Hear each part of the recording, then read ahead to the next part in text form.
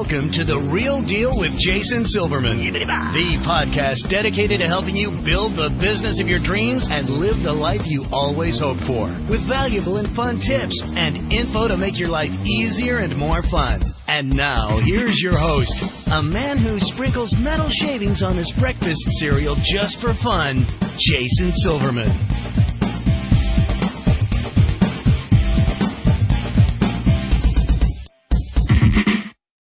Well, hello, everybody, and welcome to The Real Deal with Jason Silverman. I'm your host, Jason Silverman, and I'm thrilled to share some time with you today. Got to tell you, looking outside of my home office, it is gorgeous. It's really a beautiful day here in sunny New Jersey. A little bit brisk, but, heading into the fall, I guess we need to expect that. It's a crazy energy in my house right now. Everyone's totally pumped for Halloween. That's coming up this Thursday. And, my kids are going bananas. For those of you who don't know, I've got two young kids, Tally, my 5-year-old daughter, or soon-to-be 5-year-old daughter, and my son Noah is 3.5. So it's really cool. I get the opportunity of reliving the excitement of all the holidays just as if I was a kid again. And Halloween has always been one of my favorite. In fact, this year my wife and I are going to be dressing up, me as Batman, her as Batgirl, to make the trick-or-treat experience even more fun. So I really can't wait. Gosh, in any case, today is a great day, and I'm super excited about today's show. As always, I'm sharing a spectacular guest with you who I know you're absolutely going to love. Now, as always, we've got some fantastic information for you that, when implemented, is going to help you build your business like never before. As I'm sure you already know, I'm committed to helping business owners to become more successful, enjoy their jobs more, and in general, make life significantly more fun. Sound cool? All right, boys and girls, it's now that time. We got to stop surfing Facebook, put down your iPhone, your tablet, close out of Twitter, or anything else that might be distracting you from today's show. Okay? You're about to get some great and immediately usable information, and I want to make sure you don't miss a minute of it. All right? So before we officially get going, I want to give you a little bit of background about our guest today. Matt Theriault is an entrepreneur, author, success coach, and host of Your Do-Over, a weekly podcast based on inspiring comeback stories that teach people how to start over with ease, speed, and lasting success. Also the creator of the Epic Real Estate Investing podcast, Matt focuses on financial education, the importance of multiple streams of income, and teaching people how to create wealth through conventional and creative real estate investing. Having spent 15 years developing a successful career in the music industry, Matt Theriault lost it all when a digital download killed the CD distributor. At the age of 34, he found himself flat broke and bagging groceries. Without a plan B, he was forced to learn something new. Through consistent action and self-education, he's been able to rise again, using real estate as his reinvention vehicle. Matt's best known for his seamless blending of personal development and actionable steps to achieving financial independence through real estate. In addition, Matt is the founder of the Epic Pro Academy, as well as the acclaimed author of the book Do-Over. Matt, welcome to The Real Deal. We're thrilled to have you today. Thanks, Jason. I'm thrilled to be here. Spectacular. Well, I'll tell you what, before we get started, for those of our listeners who haven't had the opportunity to meet you or hear you speak or read your book yet, would you mind take a second? Tell us your story. What are you passionate about? What makes you tick? Good. When I got out of the Marine Corps, I spent the next, as you kind of gave the background, I spent 15 years of my life in the music business, pursuing my passion, living my dream, and getting paid to produce and sell music and actually making a profit at it. And it came out rather effortlessly. And as you had mentioned, when the digital download came along, it pretty much crushed all of the CD distributors, the CD stores. You don't see Virgin Mega stores anymore, or Tower Records, or wherever the music store was in your area. And at age 34, I drove that into the ground, had my eyes totally closed to what was going on around me, and thinking like, no, this can't be. I'm gonna beat this thing. And age 34, I was like, well, it looked like it got the best of me. It beat me for sure. I was flat broke. I did not have a plan B. I didn't know what I was going to do. Fortunately, there was a supermarket strike going on, so I went ahead and I crossed the picket line because it was the only thing I could find. Is when I went out there and looked for jobs. It was like it seemed like the only thing that anyone was willing to pay an ex-music entrepreneur for. So that was humbling, to say the least. And, after about 6 months of that and some soul searching and trying to figure out what I had to go learn next that was going to recreate the lifestyle that I had become accustomed to, that music blessed me with. And, I just came to the realization that I had to learn something new, so I might as well go learn the thing that presented the greatest possibility of me recreating that wealth, that financial freedom, that type of income that I was used to. And after a while, it came to the point, it looks like it's real estate. Real estate, I discovered that real estate had produced more millionaires and billionaires than anything else, any other industry, any other investment vehicle. And I was like, well, gosh, if it's produced the most out of more than anything else, that must be where it's the easiest. So, I was kind of a new human nature by then, so I was like, that's the path I want to go down. So I did that and became a real estate agent, thinking that was what I was supposed to do. And after about 3 or 4 years of that, and I realized, I think I made a mistake, because I had a couple clients that gave me repeat business, and they gave me this repeat business over and over and over again. And I would show up to our meetings, and I would be in my suit and tie, cleanly shaven, and they would come in their jeans and their T-shirt and the 5 o'clock shadow from 2 days ago, and I'd have all their papers laid out. They would sign all the papers, and they would take off on the weekend, and I was stuck there to shuffle the paperwork and watch their house and hold it open. And I was like, okay, wait a minute, this isn't what I was supposed to be doing. I'm sitting on the wrong side of the desk. So I realized that, fortunately, not before it was too late, and I went out and got a real estate investing education, which is very different. Everyone thinks they're similar, and there's a lot of overlap. There's a lot of gray area there that overlaps the two, and it really doesn't. They're two completely different things. And within 4 short years, I read the book a while back, which a lot of people have, Rich Dad, Poor Dad, and I learned this concept of passive income, of which I was never made privy to. I'd never heard of it.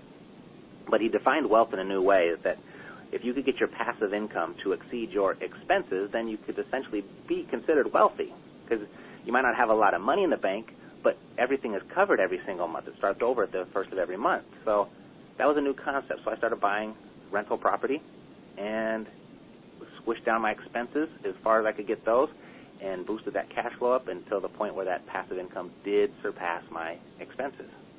And now I just keep on adding more passive income, and my lifestyle raises with my passive income. And here I am, and you could imagine that for all the people that I was around that were licking their wounds still from the music industry, were wondering how I did what I did, and a lot of people asked me to show them and teach them, and it just kind of naturally turned into this teaching thing that I do now. So now I do show people how to invest in real estate, and for those that don't want to do the heavy lifting, I'll actually do it for them. So I've got 2 little side businesses right there, and and life is good, and it's bigger and better than it ever was in the music industry, and that's where I am today. I love it. Now, obviously, it takes a special kind of person with a special kind of mindset. Number one, to pick himself up and dust himself off and keep going. So, what would you say? What part does mindset really play in, number one, setting your goals, but also dealing with, because we've all had, crap thrown at us at one point or another. So how do you feel that mindset plays its part there? I think the mindset is everything. Whatever your mindset is, it's going to dictate your actions, and those actions produce your results. There's the old cliche, and we've all heard this a million times before, and it's almost a joke these days, of where if you think you can or if you think you can't, you're right. And, it's sad that has been so overused, and it's lost a lot of its oomph and its power and its impact. But it's so, so true. And, after going through my morning and licking my own personal wounds from music, I just realized that, I would see people succeeding, and my mindset was, well, if they can do it, why can't I?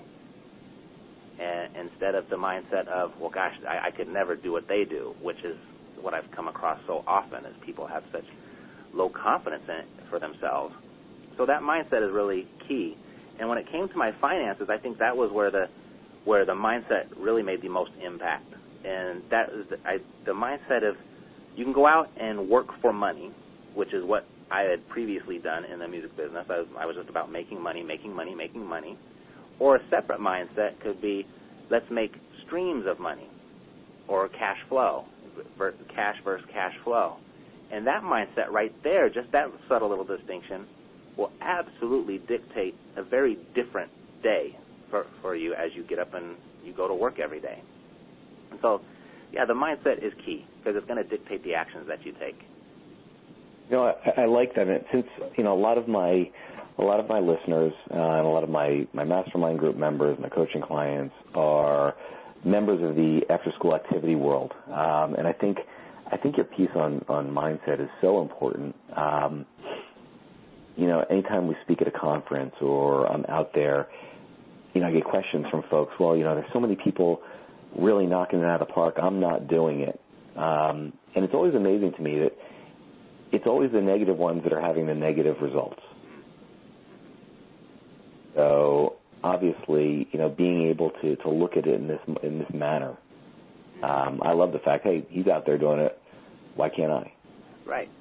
And when you start studying personal development and you start reading about people and you start interacting with people, and there's always someone that was worse off than you that did it. You don't have to look too far to find someone like, you know, the person that was told they would never walk again ends up winning, you know, marathons. Those types of stories they're in abundance out there.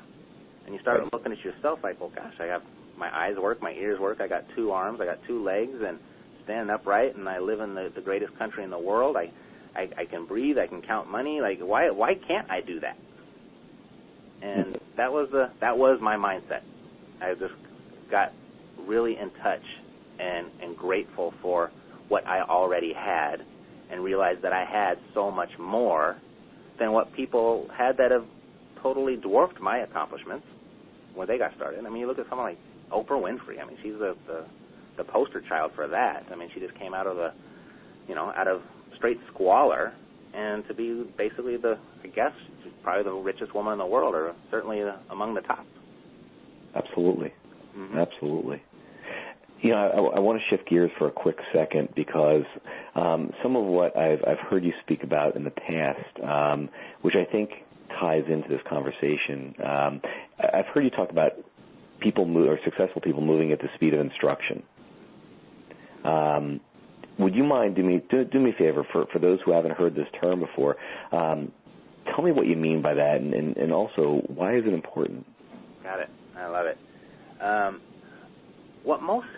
When someone sets their mind to go do something new, let's say we've gotten past the point of where, you know, you don't know what you're going to do, or you don't think you can do it. Now you actually think you can, and you're actually going to go take the action to go and set yourself on that journey. But you've got things to learn because it's something that you might have not have ever done before, or something you have to do over again in a way that you didn't do it previously. So there's always lessons to learn.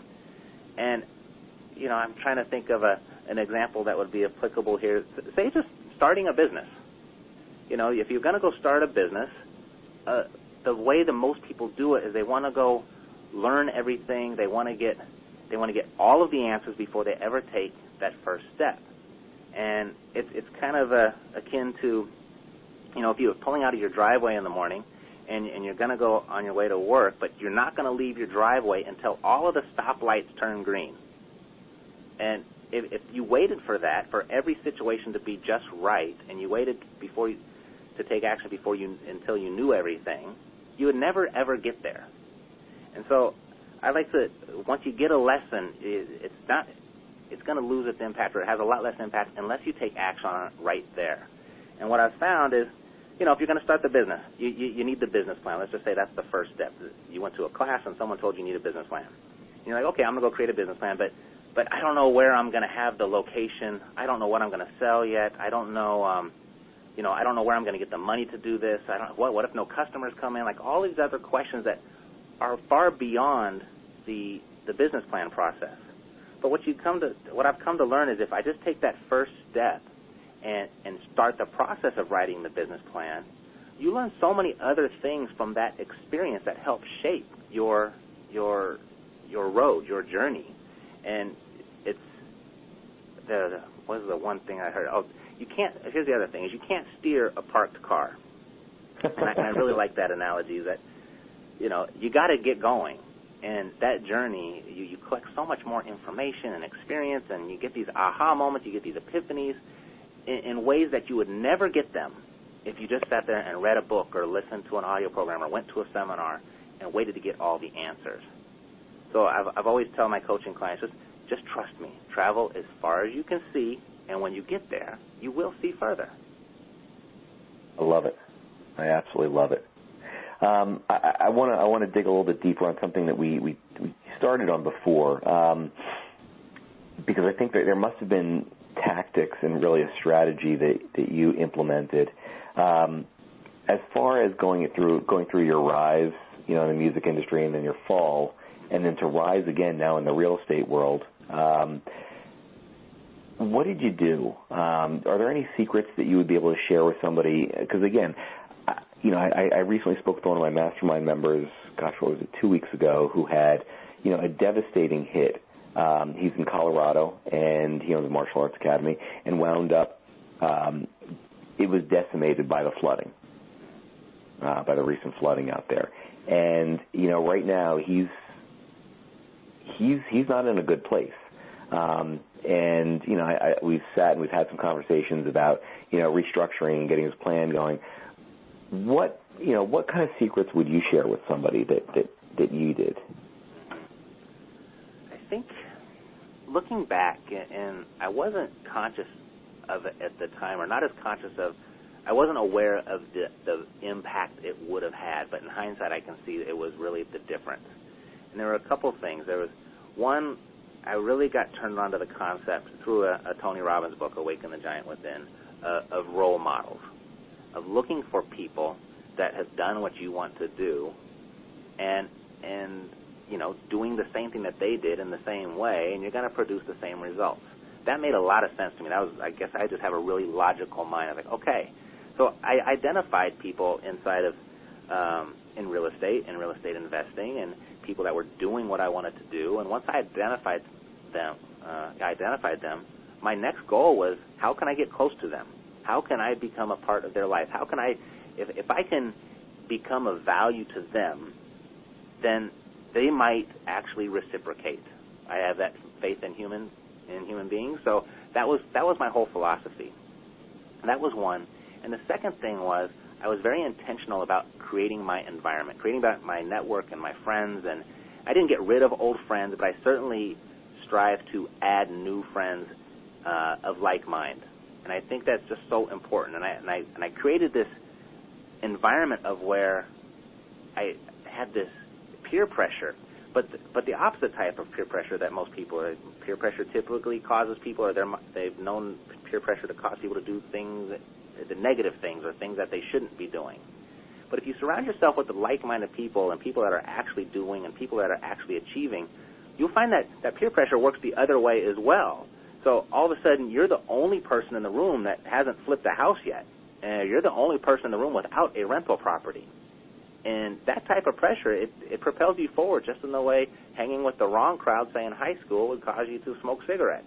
Does that make sense? Absolutely. Absolutely. The role model part and then the mentor part was huge. And then the environment was really, really big. And then this concept of, you can't steer a parked car. Just travel as far as you can see, and when you get there, you'll see further. And since that worked for me, my first 3 or 4 steps, now it's just how I operate. Understood. Well, let's talk about what's really become your vehicle, your recent success vehicle. Talk to me about why do you believe real estate is the best vehicle for financial freedom right now? Good question. Well, the evidence is certainly there. Of 74% of our wealthiest 1% that is walking this earth either made their money in real estate or they preserved their money in real estate. That's 74%. And so that was a good clue as to, okay, it's effective. My real estate, or my possibility of success is the greatest within real estate, is how I saw that. Then I started to investigate why. And I see it's a lot of people think real estate is risky. because a lot of people have lost a lot of money in real estate. But they haven't been investors. They've been gamblers. They've been speculators. And what most people don't realize is real estate is probably the most manageable investment you can find. With a little bit of education, some attention to detail, you can manage all of the things that cause people to lose money. And that's where I think it's probably it's where it becomes the safest vehicle, because it's the most manageable. But then you look at all the different profit centers that real estate provides. If you rent it out, you collect a rent, right? And if you do it right, the rent that you collect is more than what the mortgage is. You also experience debt pay down if you have the property leveraged. But it's not you paying the debt, it's your tenant that's paying the debt down. You also get to experience the long-term benefits of appreciation, which is typically icing on the cake. And over any 20-year period, real estate is always appreciated. And then the biggie, which I think is probably the most overlooked, is our biggest expense in life. Most people don't realize that you're going to spend anywhere from 50 to 55% of your lifetime's income is going to go to taxes. And real estate is probably one of the best, I don't know if you call it actual tax shelter, but it certainly decreases your taxes significantly. So even if you don't want to be a real estate investor and you do have a W-2 job, and you see that when you get that paycheck every single week and you see that how much Uncle Sam has taken out of there, you can virtually eliminate that with just the purchase of a few investment properties. So you've got all these profit centers. I think it's proven to be the most lucrative investment. It's lucrative because it has so many different ways of making or saving money, and it's the most manageable. And if you change your idea of wealth, what most people think wealth is having a lot of money in the bank, change that mindset to, no, I have enough money coming in every month to pay for my lifestyle.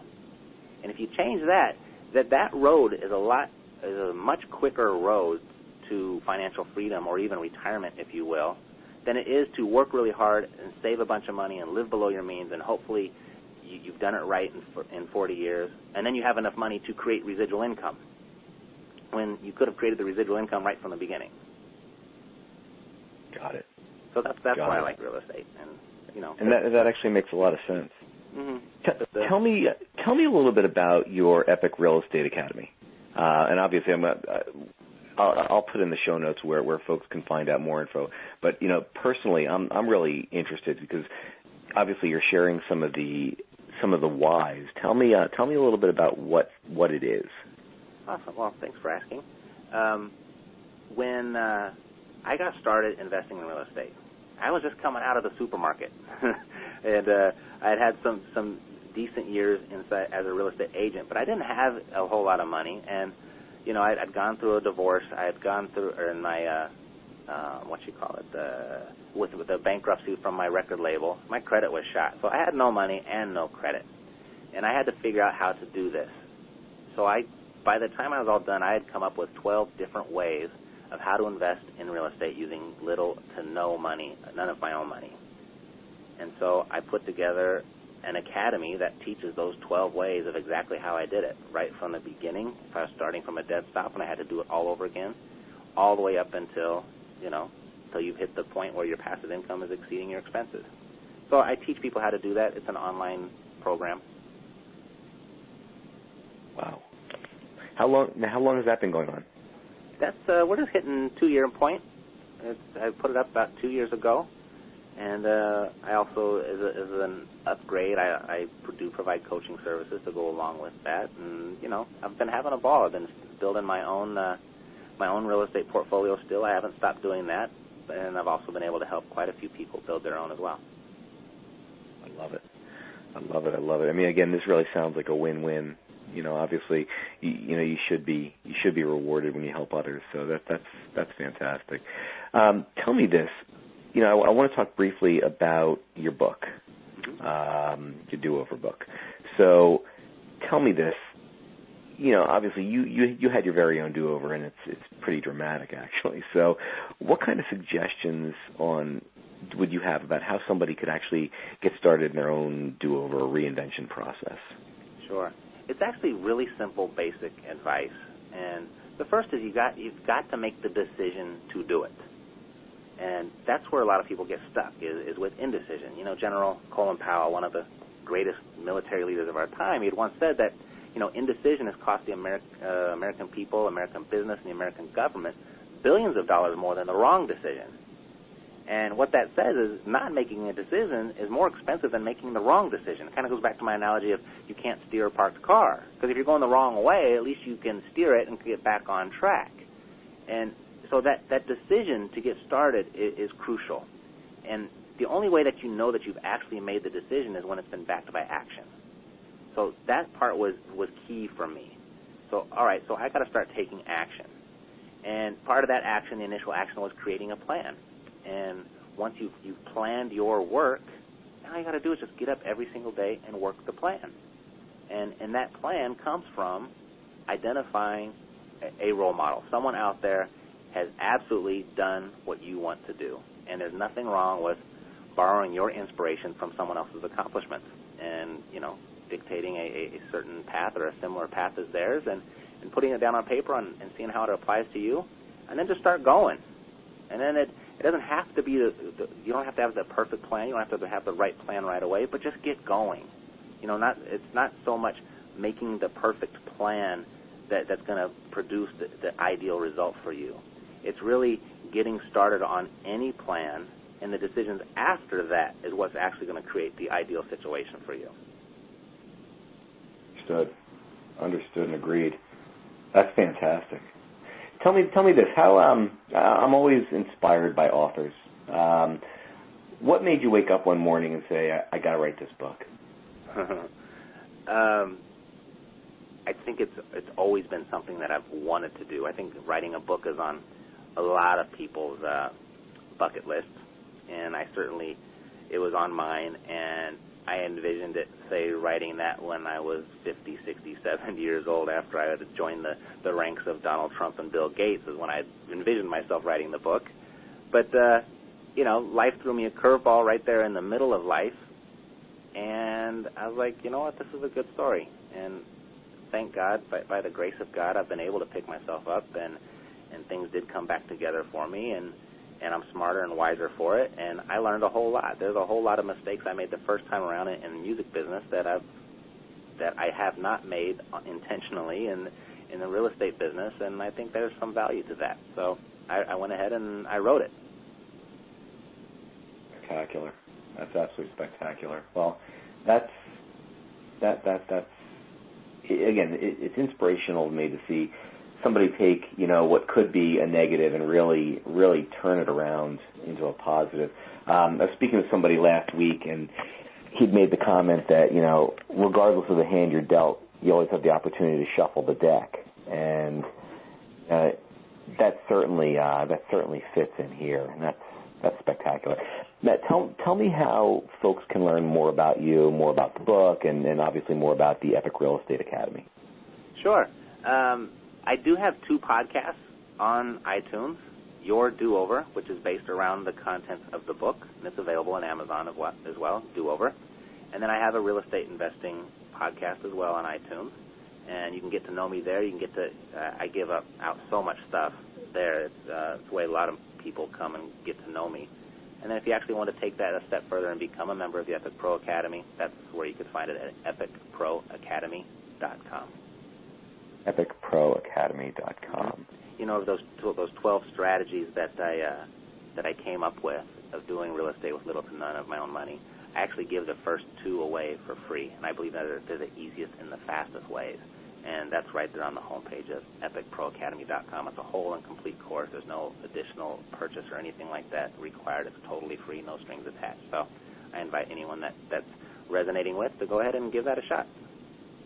Folks, go grab that. You know, I'm a big proponent of, you know, if somebody's already done it, been there, done it, made the mistakes, and learned from them and still succeeded, follow that person. Find out what they've done and see what you can leverage for your own business. Now, for those in the after-school activity world, there are so many takeaways from this brief chat. You know, gosh, I mean, the mindset is such an important concept that everybody really needs to be focused on.